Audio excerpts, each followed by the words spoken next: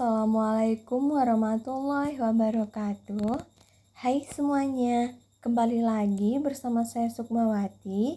Di video kali ini kita akan membahas mengenai apresiasi prosa fiksi yang terkait dengan Angkatan Pujangga Baru. Kemudian salah satu tokoh yang ada pada Angkatan Pujangga Baru yaitu Armin Pane dengan novelnya yang berjudul Belenggu dan juga hasil analisisnya. Langsung saja, ini dia pembahasannya. Pembahasan kita yang pertama yaitu Angkatan Pujangga Baru.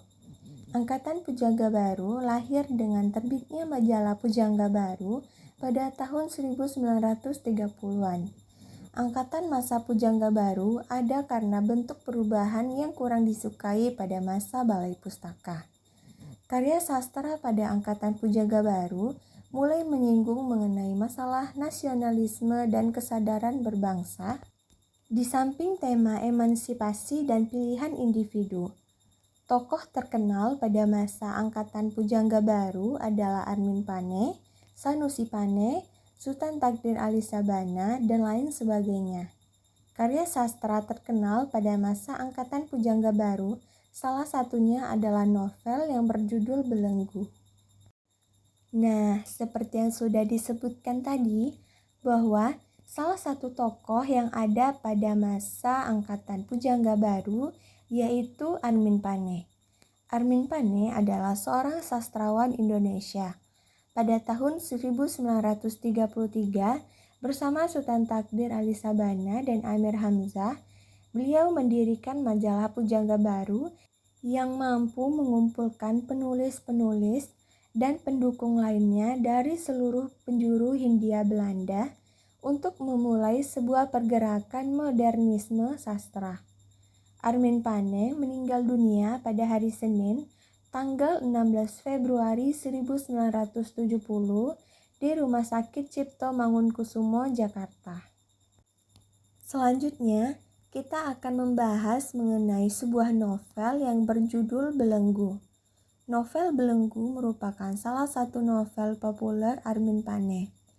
Novel ini menceritakan cinta segitiga antara seorang dokter, istrinya, dan temannya. Cinta segitiga ini akhirnya membuat semua mereka kehilangan orang yang paling dicintai. Pertama kali diterbitkan oleh majalah sastra Pujangga Baru dalam 3 bagian dari April hingga Juni 1940. Belenggu merupakan satu-satunya novel yang diterbitkan majalah tersebut dan novel psikologis Indonesia pertama. Nah, selanjutnya kita akan menganalisis novel yang berjudul Belenggu karya Armin Pane. Hasil analisis yang pertama adalah tema. Tema dari novel tersebut adalah perselingkuhan atau cinta segitiga. Selanjutnya alur. Alur dalam novel tersebut adalah alur campuran, karena di saat pengenalan konflik, tokoh Dr. Tono dan Yah teringat kepada masa lalu mereka. Sebagai contoh, pada saat Kartono berada di kamar Rohayah, di situ Kartono mencoba mengingat kembali masa-masa dia bersama Yah waktu dulu. Kartono mengingat masa dulunya semasa sekolah. Yang dikutip yaitu waktu masih menuntut pelajaran di sekolah dan Schoolhouse School di Betawi, tiada sedikit kawan-kawan Dr. Sukartono yang memastikan dia tiada akan sampai ke ujian penghabisan. Dia tidak cakap jadi dokter, terlalu suka akan lagu dan seni, pikirannya terlalu banyak terlalai. Hasil analisis yang selanjutnya adalah latar. Yang pertama, latar tempat. Latar tempat yang pertama yaitu rumah Sukartono. Keterangan yang diperkuat bahwa itu adalah rumah Sukartono di dalam novel, ada sebuah kalimat yang jelas menunjukkan rumah Sukartono, yaitu, seperti biasa, setibanya di rumah lagi, Dr. Sukartono terus saja menghampiri meja kecil di ruang tengah di bawah tempat telepon. Selanjutnya adalah hotel. Keterangan yang memperkuat dalam novel yaitu Dokter Sukartono diam saja sejurus memandang ke arah hotel itu. Dia merasa heran sedikit. Selanjutnya di tepi pantai Priok. Diperkuat dengan kalimat yang berada di dalam novel. Entah bagaimana, dia sampai juga dengan selamat di tepi pantai di Priok. Dia terbangun oleh desir ombak, bulan tiada bersinar di atas gelombang, terang-terang gelap di atas air. Yang kedua adalah latar waktu, yaitu malam hari. Kalimat yang memperkuat latar waktu pada malam adalah yang pertama, hari sudah pukul 9 malam. Yang kedua, sudah pukul 8 malam. Bazar sudah dibuka tadi pukul 7 oleh Nyonya Sumarjo dengan pidato yang ringkas dan tepat. Yang ketiga, tiba-tiba kedengaran suara mobil berhenti di perkarangan muka. Hari sudah pukul 9 malam. Sekali-kali melintas dengan cepat di jalan di muka rumah. Suaranya masuk melintas dari jendela yang masih terbuka. Yang ketiga adalah latar suasana. Yang pertama, jengkel. Dalam novel ini banyak cerita yang menggambarkan rasa jengkel. Di antaranya, dihampirinya istrinya. Tini agak terkejut. Bisik Tono dengan cepat, "Aku pergi." Itu saja yang terdengar oleh Tini. Tono sudah jauh lagi.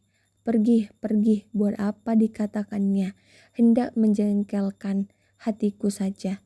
Dalam penggalan novel tersebut, sangat jelas menggambarkan rasa kejengkelan Tini terhadap suaminya saat bazar sedang berlangsung. Selanjutnya, sedih penuh penyesalan. Kesedihan Tini terhadap keadaan rumah tangganya dan kesedihan hati Tono melihat Tini pergi.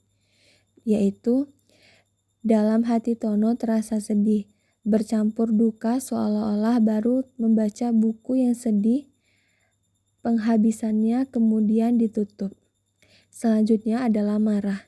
Sebagai contoh terdapat pada penggalan yaitu, "Suaramu palsu ya. Seperti di dalam hatimu juga bohong belaka. Sangkaku engkau jujur, engkau tidak minta tonil. Ah, tapi kamu perempuan, semuanya pemain tonil. Tidak ada yang benar, yang jujur pada tubuhmu, dalam hatimu." Sukartono terkejut memandang ke arah istrinya, tetapi ia sudah berpaling lagi, menuju ke kamar tidur. Menyala-nyala dalam hatinya hendak terhambar kata marah dari mulutnya. Selanjutnya adalah hasil analisis tokoh.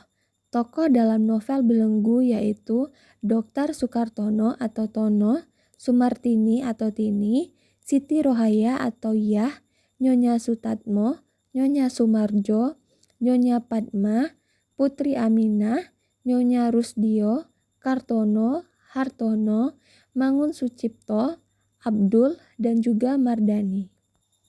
Hasil analisis selanjutnya adalah penokohan. Yang pertama, Dr. Sukartono atau Tono. Seorang dokter yang mempunyai rasa kemanusiaan yang tinggi. Dia terkenal dokter yang dermawan dan penolong. Dia termasuk seorang yang sangat mencintai pekerjaannya. Yang kedua, Sumartini atau Tini. Perempuan modern yang mempunyai masa lalu yang kelam karena bebas bergaul. Dia selalu merasa kesepian karena kesibukan suaminya yang tak kenal waktu dalam mengobati seorang sakit, sehingga melupakan dan membiarkannya di rumah. Dia adalah seorang yang berwatak pemarah. Selanjutnya adalah Siti Rohaya atau Yah. Dia adalah teman Dr. Sukartono yang secara diam-diam mencintainya. Dia adalah wanita nakal. Selanjutnya adalah Nyonya Sutatsomo. Watak dari Nyonya Sutatsomo adalah pembela dan juga suka mengalah. Selanjutnya Nyonya Sumarjo. Watak Nyonya Sumarjo adalah watak yang suka menyindir dan sangat ketus. Selanjutnya Nyonya Padma. Watak dari Nyonya Padma adalah peka terhadap lingkungan dan juga perasaan orang lain dan takut menyinggung perasaan orang lain. Selanjutnya Putri Aminah. Putri Aminah adalah seorang yang suka mengolok-olok selalu ingin mengetahui urusan orang lain. Selanjutnya, Nyonya Rusdio. Watak Nyonya Rusdio yaitu seorang yang pandai mencairkan suasana. 9. Kartono. Kartono adalah pembantu Dr. Sukartono yang amat sangat patuh terhadap perintah tuannya. Selanjutnya Hartono. Watak Hartono adalah baik hati. Dia adalah mantan kekasih Tini yang ternyata adalah teman dekat Tono, dan dia orang yang peduli dengan temannya. Selanjutnya, Mangun Sucipto. Watak Mangun Sucipto adalah baik hati, dewasa, sosok pembimbing dan penengah dalam rumah tangga Tono dan Tini. Selanjutnya adalah Abdul. Abdul adalah watak yang setia dan rajin. Hal ini terbukti dalam cerita bahwa dia adalah supir yang senantiasa mengikuti perintah Dr. Tono. Dan yang terakhir adalah Mardani. Mardani adalah orang yang baik hati, pengertian, dan juga orang yang tidak suka mencampuri urusan orang lain. Pada novelnya yang bertajuk Belenggu, memperlihatkan gaya romantisme, membangkitkan suasana dan perasaan yang mengalun dan bergantian dalam ritme yang terpola dengan suasana lain yang senandung bahkan cenderung sedih. Karya-karya Armin Pane memperlihatkan banyak pengaruh Noto Suroto, Rabindranath Tagore, dan Krishnamurti. Warna dan ritme kesastraan Belanda pada abad ke-19 juga banyak mempengaruhi karya-karyanya. Dan yang terakhir adalah amanat. Amanat yang terdapat dalam novel Belenggu yaitu antara suami istri seharusnya saling terbuka. Dalam membina sebuah rumah tangga, rasa saling terbuka sangatlah diperlukan agar hubungan tetap terjaga. Selanjutnya, rasa gengsi dalam hubungan suami istri juga harus dileburkan dalam diri masing-masing. Dan yang terakhir, dalam hubungan suami istri, rasa saling cinta sangat diperlukan untuk mendasari sebuah rumah tangga.